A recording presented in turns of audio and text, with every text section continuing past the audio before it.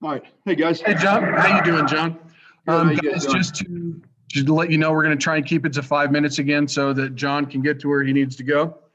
For you, I know you've been here a short time. For A'Jon Vivens, he transferred over to running back last year from being a slot receiver. What do you like about what you've seen about him? Yeah, I like A'Jon's approach. I think he's trying to learn and get better each day. And obviously, it's a new position, so that's a new feel. And you got to develop new techniques. And he's been into it with Coach White, and he's been locked in trying to get every coaching point. And I like the way that he sees things. I think he does a good job of being able to understand the run game, what we're trying to get accomplished with it, and he takes the footwork and all the coaching to heart, and he's trying to get better each day. What are the areas you're targeting with him, though, to improve? I think if we can make him probably more dynamic in the pass game, I think he can give us an element there that can help us do some things coming out of the backfield, whether it's that or lining up in some empty sets. But just being dynamic in the pass game, I think it'd be fun to watch him develop in that. Hey, John, I know at Wisconsin you had a guy like Danny Davis, I believe, who was a receiver, but sometimes you put him out of the backfield. Do those skill sets, are they similar at all there? Are you trying to do similar things? Is that a good comparison, would you say? I think that's pretty similar. I'd say Danny was a receiver that was going to play mostly receiver. We wouldn't do quite as much with him, whereas A'Jon, he's in the backfield. He's a running back. Now what can he do? What can he bring to us? There's some certain things that we think he can do, but I think you're always looking for ways to get creative, to get the ball in your playmakers' hands. John, there's a lot of people, this is Kelly Lyle with Colorado, and there's a lot of people that have been kind of concerned that your offense is going to be boring, methodical, 3 yards in a cloud of dust, the old classic Big Ten style. Dante Wright's a guy that obviously is a guy you can really use to change that. How do you hope to be able to use a guy like him and people like him to spread the field? Well, I think to your first point, the way that you get them the ball is by being able to do what you said successfully. Those receivers, their favorite thing is a good run game, because that's how explosive passes come off of it. And so I think being able to be successful in that is going to set up a lot of those chunk plays. And then also, like I said, no matter who it is, being creative and finding ways to get the ball in their hands, and you can do that in multiple ways, whether it's jet sweeps, it's quick screens, it's finding ways to get the ball in your playmakers' hands is what we're going to try to establish. With Warren Jackson gone, who you didn't get a chance really to work with, but Nate Craig Myers gone now too. How important is Dante to this team? I know you have a lot of receivers, but he's kind of the veteran, the experienced guy. Dante's really important. He's got a great presence to him, and he's going to work to develop a leadership mentality to carry that group with him and help develop the rest of those guys and set the standard for that room. And I know Coach Bailey's done a great job getting that addressed early and pushing them to improve each day, and Dante's setting the standard there. John, how fun is a creative part of your job, to whereas you do find these ways to get opportunities for a Trey McBride, for a Dante Wright, and it's not always, I would assume, making up a new play. It's finding a new way to make a jet sweep look different.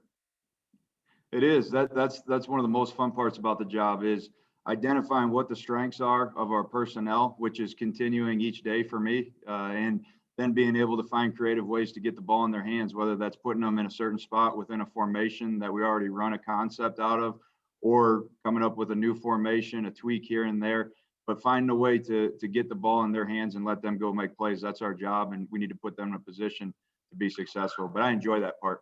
Now, what's your process been like, being here just a short time, to learn who you're with through old game film, what they did before and what you're seeing in practice?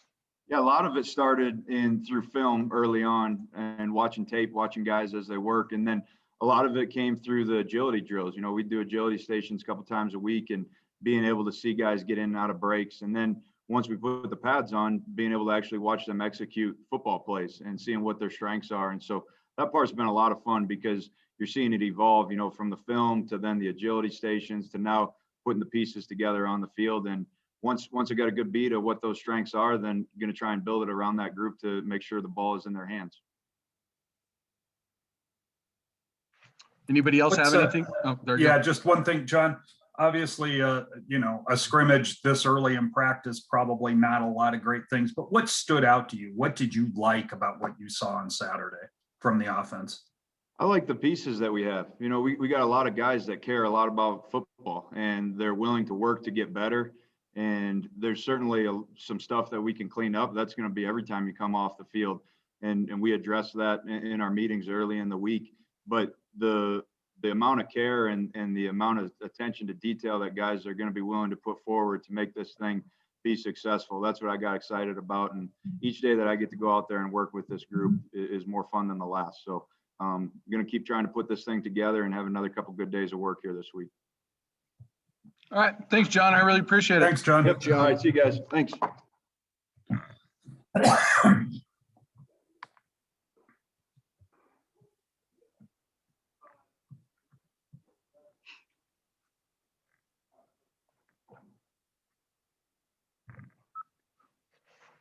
And Dante, how you doing today? I'm good. How are you? Good. Just ask John what it's like from his part of trying to be creative to find ways to get you, Trey, guys like that, the ball. Are you involved in that creative process at all, or do you just like to see what they come up with and see how it works? I think, yeah, like I say, I am a part of the process getting playmakers the ball, and also it's just got to find new ways because we got a new coach, new plays coming in, so yeah. I mean, do you actually like go up to John or go to somebody and go, hey, I think if we did it this way, it might work, or could we try this? No, I'll leave it up to him because he know more than me. He been offensive coordinator way longer than I have, so yeah. You don't want to be any part of it. Just as long as they find a way to get you the ball, you're good with it. That's good with me. Yeah. Dante, this is Kelly Lyle with the Fort Collins, Colorado. Do you feel any more pressure to be a big time receiver with Nate gone, Warren gone? You're kind of the guy. You're the veteran. You're the guy that's got all the catches, all the game experience in this receiver group. And if so, does that change anything you do? I think the pressure comes from just being better from last year. And the only thing we got to do is just keep working hard, grinding, and keep building a relationship with the quarterbacks. How about just your own? Do you have to be more of a leader in that room now, you think? Absolutely. I got to step up, be more vocal in the room, lead more by example, and just got to show younger guys how stuff goes around here. Is that something you're comfortable doing? Or is it a little out of character? I think that's very important for leadership, because leadership's influence on others. So that's very important for me in this receiver group. Hey, Dante, we talked about it a little bit before, but another year, another new offensive coordinator for you. Is that difficult to adjust to that each year? Or do you not really pay much attention to that? Just kind of work on yourself within it? They're really just the same plays. It just, they all work. So it's just their name, they call different things, different terminology, different language. So just got to adjust to that and go from there. Is that something you feel like can also kind of help you as a player having to make those adjustments each year, just kind of expand your skill set somewhat? Absolutely. It gives me more tools in the toolbox and just upgrades my skill set, I think. Dante, Ajon was a guy that was kind of running in the same room with you for a while. I guess how fascinated are you by his switch to running back and what he's been able to do with that opportunity? He just looks natural back there. I mean, he just works hard. He's a hard worker, so I got a lot of confidence when he's back there. Have you seen him gain some confidence at the running back spot and what he could do to help this offense? Yeah, you could tell from practicing him, especially in the game, because there's nothing like the game reps and just him having those plays on the field.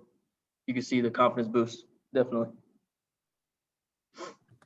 Hey, Dante, do you still talk to Warren much? And if so, just kind of what's he been telling you about this whole trying to get ready for an NFL draft? What's it been like? So we just play with him on the game, and we just be messing around. He talking about what the workouts be doing, like what scouts be focusing on. So still some good stuff. Do you talk to them very often?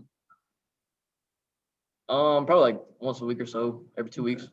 So pretty fair amount still. Okay, we have anything else for Dante? All right, thank you, sir. I really appreciate your time. Thank you. Thanks, Dante.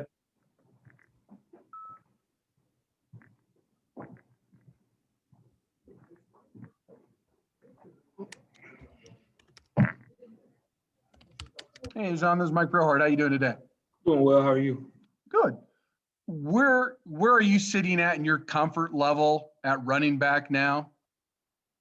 I'm feeling, I'm feeling extremely confident, coming out, trying to work on the small things every day just to, keep improving and, working harder. But I'm a lot more comfortable than I was last season, of course, really knowing what I'm doing. How much of it was a feel thing? Because I know you were a running back in high school, but you'd spent really virtually a year in the receivers room. Did it come back naturally? Is it like, quote unquote, riding a bike, or is it different at the college level? I mean, it's a bit different, even when I was playing receiver, I feel like I was doing things, like breaking tackles and running hard and doing things like that. So just taking it to the running back, position was kind of just, having to translate that just to handing the ball off and beside catching it. Hey, Jean, this is Keller Lyle with the Fort Collins, Colorado. And is it kind of exciting as a running back to have an offensive coordinator coming from Wisconsin and John, and you look at what Wisconsin running backs have done traditionally? I mean, there may not be a better school in the country as far as producing 1,000-yard rushers year in and year out. How exciting is that to you and Marcus and their group? I mean, definitely, it's really exciting, once we have found out that, Coach Bud Meyer was, going to be with us and, where he was coming from. It was definitely something that, pops in your mind. You hear the name Wisconsin, you do think of those, running backs who, had those great seasons and, running back after running back, and really just excited to, get to work with them and, work hard. Do you just figure you're going to get a lot more carries, everybody in that backfield, maybe with a little bit more run-oriented offense moving forward, or hard to say yet? I mean, I wouldn't say that necessarily. I mean, I feel like, you got to run the ball to be able to pass the ball well. At the same time, a great pass game makes it easier for the run. So for us to be able to feed off each other, I think it'll be a great thing going forward. Hey, Ajon, you mentioned it a little bit before, but obviously last season, kind of going into spring camp, you were starting from scratch again at running back. Now you're not. So are there certain things you found you have time to work on that you kind of didn't last time around? I mean, yeah, definitely like the little nuances and things like that, being, especially, working with Coach White, being able to read defenses and be able to know blitzes and, different fronts and things like that makes it all, a lot easier when you're running the ball. So it just, that mental aspect of it really adds a lot. Hey, Sean, you guys are only a few days into practice, but that scrimmage Saturday, what did you learn about this offense and your teammates? Do you feel like you're ahead of the game, behind the game, or kind of where you need to be at this point, learning this offense? I would definitely say, where we need to be, because we're all coming to work every day. We're all working hard. We're really just trying to, just win, at the end of the day. Coach Adazio, we love when, we have those competition periods every day, and, to go out there and scrimmage and just play is always great. So, us being all out there together, for the first time, I felt, pretty good where we're going. Hey, Jean, every position room has competition. Is your room a little bit more fun in terms of competition, considering you and Marcus have a history from high school? You kind of replaced him there when he went. Are you telling him now in a fun way, hey, I'm here to take your job? I mean, we're all, it's kind of that kind of talked about thing, with all of us, even if it's, me, Marcus, Jalen Thomas, or, Tanner Hollins, any of us, we're all trying to do our best. We want to see each other succeed, but at the end of the day, it is a competition. But do you and Marcus, I mean, just because of your past history, you're able to have a little bit more fun with it because you know each other so well? Definitely, just, having that history is always, you know, fun. You know, we're able to joke about certain things, or you know, just it's kind of like old times in you know a certain sense, you know, from when we were in high school. What's the one thing that you can tell him that you know will get under his skin and kind of make it more fun? I mean, there isn't really anything that you know I do to really try to you know get under his skin. You know, we joke around a lot. You know, we're pretty tight, so you know we joke a lot and things like that. But nothing really that'll like get under the skin or nothing like that. I don't know. Your smile suggests that there's something. You just don't want to share it. No, nothing too crazy. But it makes it easier, right? Because running back is not a position like quarterback where one guy is basically going to take all 80 reps. You guys are going to split time. That makes it easier to know that you guys can carry the load together, right? I mean, yeah, definitely. You know, you want to know, you know, when you come out, you know, that person, you know, that's going to be running the balls in the game and, you know, is ready to go at all times. And, you know, I have confidence in, you know, I have confidence in Marcus. I have confidence, you know, in Jalen, you know, Tanner. I got confidence in everyone because of how we prepare as a unit. You know, we really took it upon ourselves this, you know, off season to really, you know, work hard and get ready.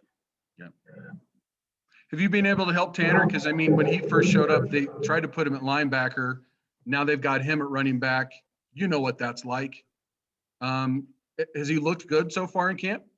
Definitely. You know, Tanner's been, you know, working really hard, you know, trying to improve, you know, a lot of things, you know, a lot of people, you know, still forget, you know, he's like, he's a younger guy because, you know, he was just a freshman this, you know, past season. So Tanner, you know, has a lot of great potential and he's going to keep working hard and coming along. Nice having 3 Colorado kids in that backfield. Definitely. Well, Even got if one of them's 4. from Columbine. Yeah, 4. Got Yeah. 4, yeah. Jalen, yeah. Jalen. Yeah, you know, wasn't a big Columbine fan in high school, you know, it was a little rivalry, but definitely good to, you know, have Colorado talent back there. Anybody else have anything for Ajon? Okay, thanks, sir. I appreciate your time. Appreciate it. Thanks, Ajon. And that concludes our Tuesday press conference. Thank you, Mike. Y'all have a lovely day. We'll do You our too. best.